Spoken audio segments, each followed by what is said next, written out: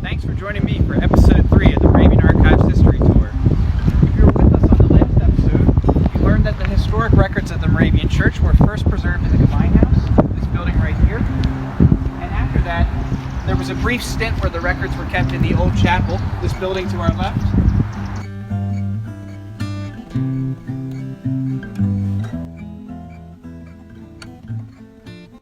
Now here at the third major site of the Moravian Archives in Bethlehem, Central Moravian Church.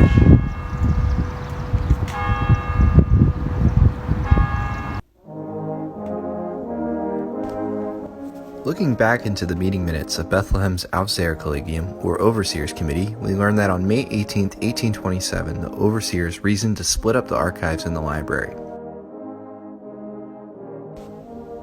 The library of the congregation would be maintained in a northeast room of the church.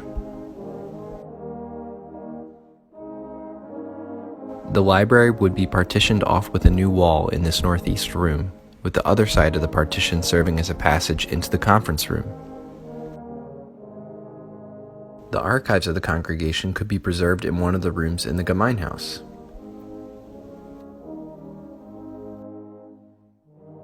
As far as we can tell, the Congregational Library and Church Archives remained separate for the next 33 years.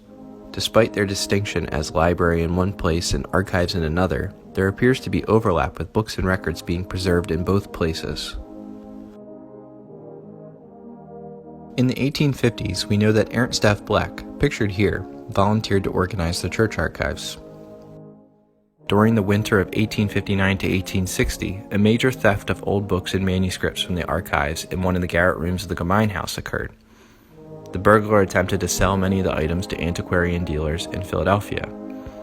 This all prompted the Board of Trustees of the Bethlehem congregation to consider all of the books, records, and manuscripts in their various locations and consolidate them in a single safe location.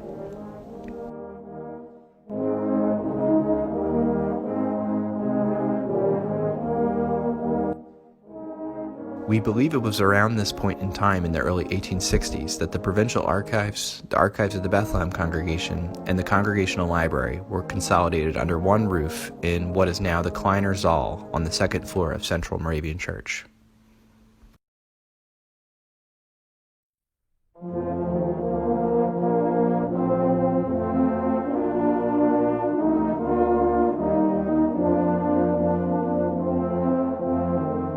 During the time in which the archives could be found in Central Moravian Church, or in February 1882 to be exact, the prestigious library of William Gunn Mullen was donated to the Provincial Elders Conference of the Moravian Church in America.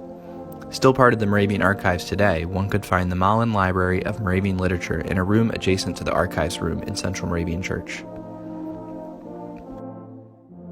We know from previous episodes of this series that the archives has historically not stayed in a single location for a long time.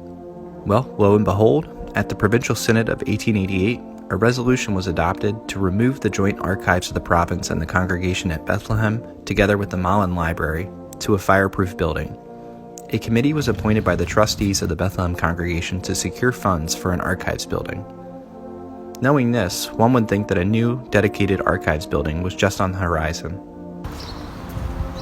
So after an archives building committee was organized, there were all these talks of the archives being in all these different places. All these different sites were talked about and discussed. One of the locations was actually right here. There was talk of building the new archives building right behind the old chapel.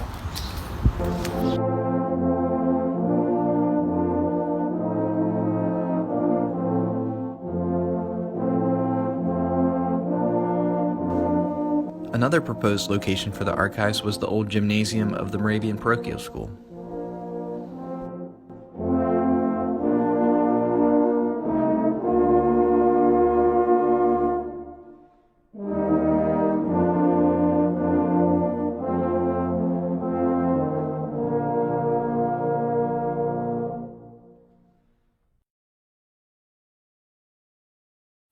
So this area behind me was actually chosen in 1915 to be the new site upon which the Moravian Archives would be built.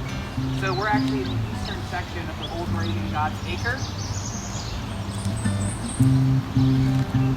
And when the Archives Building Committee decided to take up a collection towards supporting the actual construction of a building here on this property, their solicitation was met with so much opposition that they had to just scrap the idea altogether and continue looking at sites upon which the archives could be built.